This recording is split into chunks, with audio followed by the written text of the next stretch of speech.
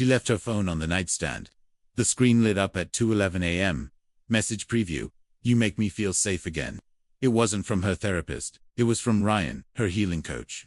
She'd told me therapy was helping her reconnect with herself. I didn't ask questions, didn't press, paid the bills, kept the lights on. But this wasn't healing. It was rehearsal. For a lie, I took a screenshot, airdropped it to my laptop. No sound, no panic. Just archive folder. Contingencies. She walked into the kitchen the next morning, smiling, kissed me like nothing happened. Talked about grounding crystals and breathwork. I nodded, stirred my coffee, didn't mention the message, didn't need to.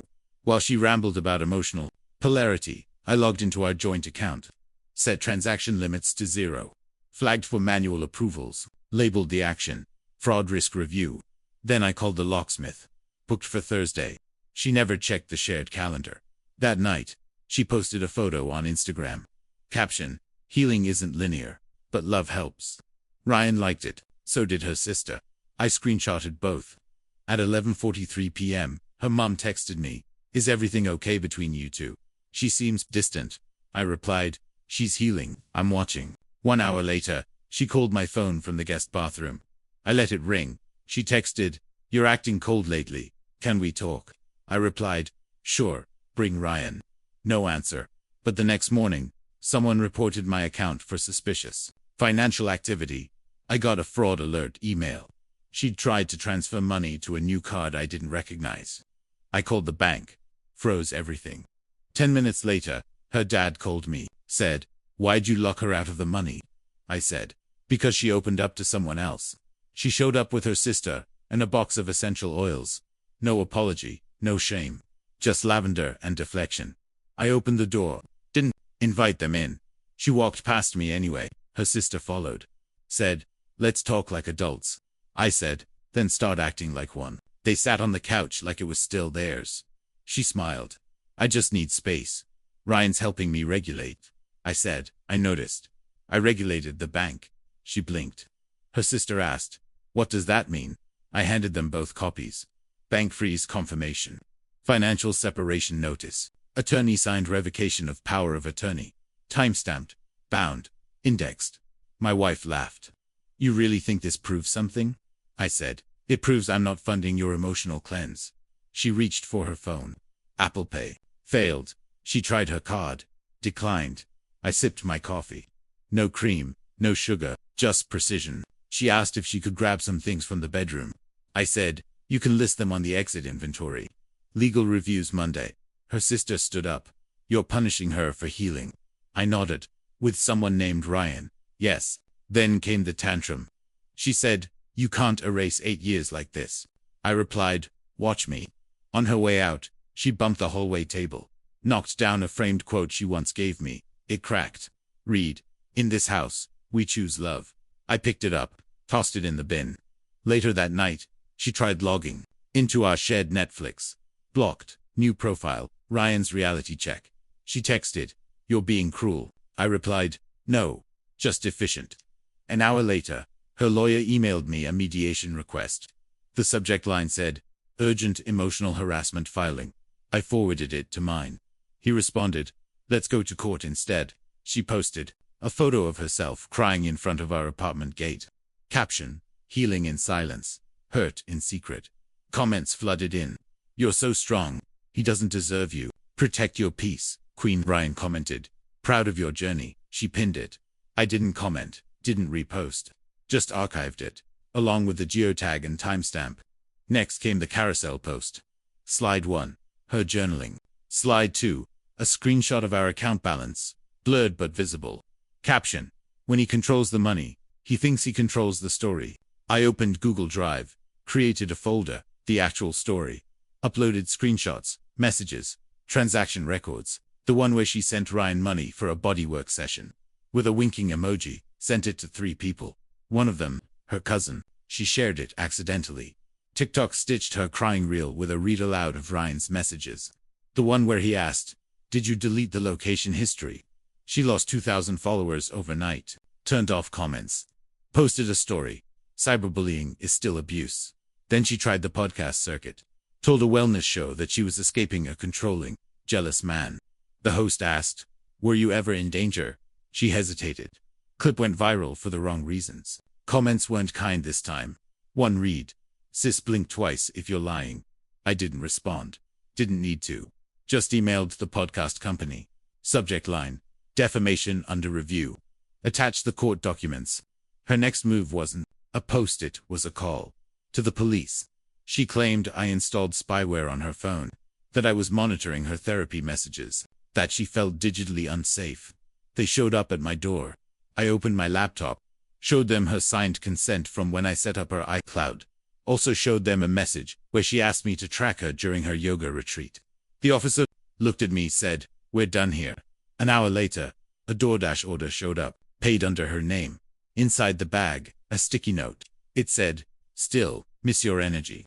She showed up at 3 a.m., banging on my door, like it owed her something, wearing Ryan's hoodie. No shoes. Makeup smeared. I watched her from the upstairs. Window, didn't turn on the light. Didn't move. She screamed, "You hacked my life. You stole my voice." Then threw a rock at my mailbox. Missed. Hit her own car. I called the same officer from last time. He said, "Same woman." I said, "Same energy." She left before he arrived. But not before writing "abuser" on my driveway in sidewalk chalk. It rained before sunrise. Washed away in silence. Next day, she tried to crash my office. Told the receptionist she needed to expose the truth. Security walked her out. My manager laughed. He said, "You want us to give her a badge too?" She posted a long IG caption. Accused me of gaslighting, weaponizing finances, and hijacking her healing. Included a screenshot of my Amazon orders, bulk protein, 2 books, and a cold brew maker. Said it proved my controlling nature. A mutual friend messaged me, "Is she okay?" I said, "She's just recalibrating reality." Then came the group chat ambush. She added mutuals, typed out a paragraph accusing me of financial abuse and manipulation. One guy replied with a laughing emoji. Another posted the link to my evidence folder. She removed herself from the group. Blocked half of them. Called her lawyer. That night, I received a court summons. She was officially filing for divorce. Alleging emotional abandonment. Requested spousal support. My lawyer reviewed the documents. Chuckled. Said, "This will be fun." I told him to prepare the full package. Receipts. Audio logs. Statement from the officer. Even the broken mailbox photo. He nodded. "Let's bury this with facts."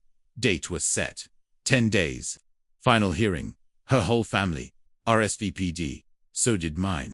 She wore white to court. Tight dress. Heels too tall. Pearl earrings. Like it was a renewal ceremony.